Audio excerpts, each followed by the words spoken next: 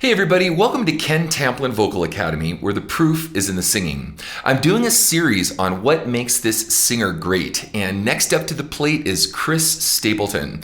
And before I get started, if you guys wouldn't mind liking and subscribing to my channel, that would be awesome. And don't forget to ring that bell so I can have more cool videos coming your way of a similar ilk. I also have a singing course, and the course is called How to Sing Better Than Anyone Else, and you can check it out here at kentamplinvocalacademy.com, where we discuss all the little nuances that it takes to make great singing like Chris, okay? Now, what comes to mind to me, what this makes a singer great, or what kind of first comes to mind, is his tone. He has great tone, and it's very unique. It's not like just because he's got a cool distortion or this or that.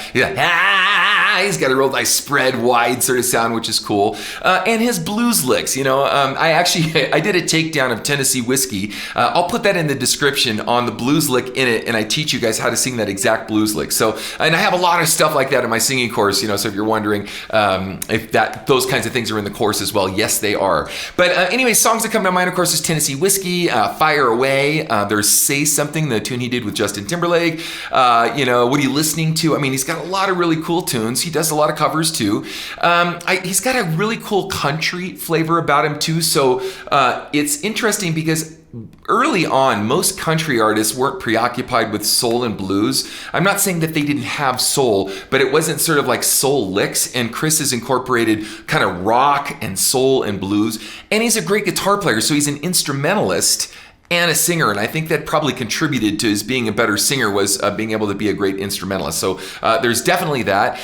He's got kind of interesting stabby kind of phrasing, where it's his own person. It's not like it follows any real meter per se, which is very unusual. Most singers, T. Dallas Dodge, Long Beach Freeway, Firestone Exit, Southgate. That's the little ball that goes along the lyrics. Chris is definitely the opposite, the quintessential example of being the antithesis or opposite of that. Big words.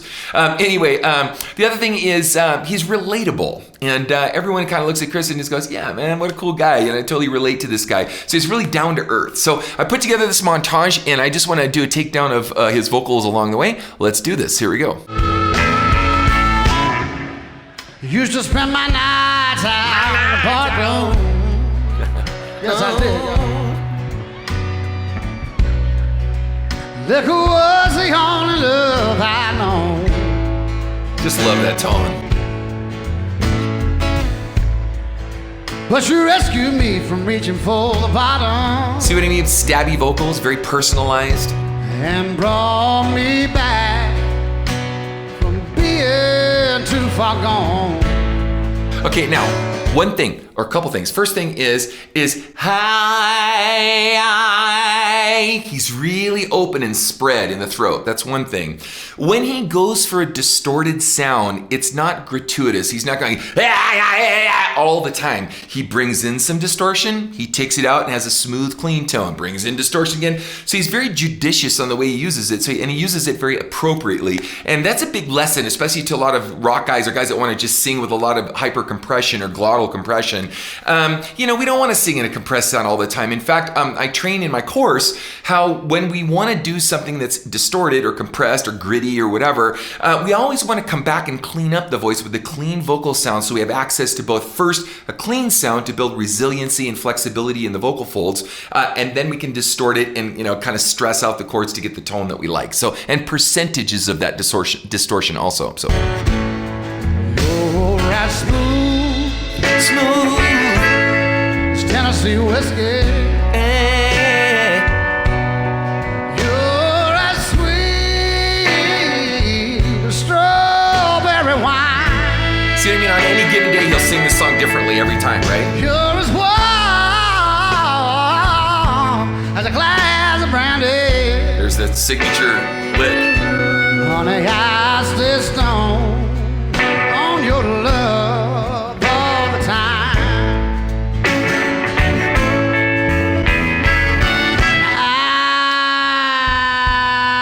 I look for love in all the same old places, y'all. See what I mean? He changes it up all the time, every time. Found the bottom of the bottle's always dry. Yes, it is. Yes, it is. All the improvisation of that with the licks, right? But when you poured out your heart, I didn't waste it. Now, one other thing, so too, he's either on a small sound, kind of sound, didn't waste it, right? He's either kind of in a closed position when he's being intimate, and then when he opens up the sound, he spreads it really wide and gives, kind of lets you have it with like a roaring lion, kind of a growling bear, grizzly bear or something, and then he brings it back down into his little puppy dog thing that he's got going on too. So as I said, he's really relatable. 'Cause there's nothing like your love to give me.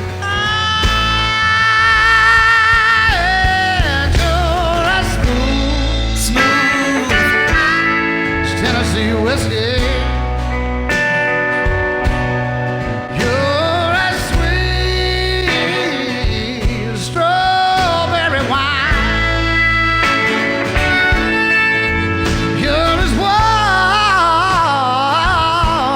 as a glass of brandy. Now, one other cool thing about him too is he's really even on his amount of compression and the amount of air that he uses in his stomach. So he has a real good consistency to his breath control. It's not like 1 minute he's, over singing the high end. You see how judicious he is. He's not like killing it when he goes up. He's compressing the sound, so you can hear him really governing the sound. He's not over bloating or blowing out the sound as he goes up. And when he's down low, so it's this real even breath of air, and it's a lot of abdominal strength in the sound. I cover that in my course as well about good diaphragmatic support, and he certainly is using quite a bit of it. Not 100%, but he's using quite a bit of that, so that's great.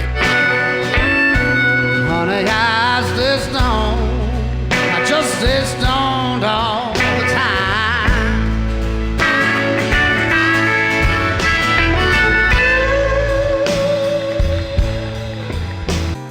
Girl, you know what song, and I let it play again and again. Nasality there. Every line.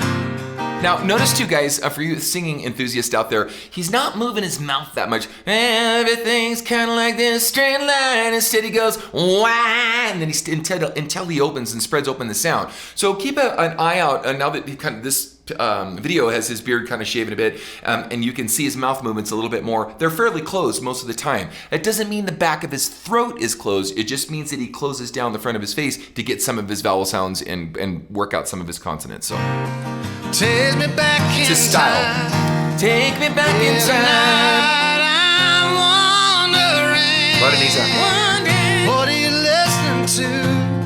I like the song. Is it a cover band in some college town bar where it's not knives and air guitars? Or is it something to get you through? Just a sad song playing on a radio station. Tears still fall and hearts still breaking 'cause you're hanging on. Hanging on. Is it a love song? Okay, one last thing I'm going to point out, or maybe not last thing, but is that when he goes in and out of the vocal tract and he spreads his pharynx, this is basically your mouth, and he spreads it out wide and he comes back into smaller sounds, it's really difficult to maintain good intonation and pitch when you do that. And he's a master at compressing a sound, making it small, opening up the sound, cool blues lick, coming back, adding distortion, coming back to a smooth velvety sound, and maintaining great intonation. That's very difficult to do because you have to have a constant mind, and when you cover or darken a sound, it has a tendency to want to make the sound flat, and then when you spread the sound or bring it into nasality, like he's doing into the velar-nasal port, that also then shoots the sound and makes it really bright and really showcases whether or not you're in pitch or not, and he's masterfully able to negotiate and get in and out of all of that intonation like that, which is awesome. About someone new. What are you listening to? Okay, so anyway, like I said, I'm doing a series on these guys, and I've got another video coming your way. We're just going to keep knocking these out. So if you've got a recommendation of someone that you would like to hear of what makes this singer great, I'm totally down for taking that on. And if you want to contribute to what you think makes Chris Stapleton great, please feel free to write into the comments section so we have a well-rounded approach on all the things that come to mind when you think of Chris Stapleton. All right, let's check out this next video.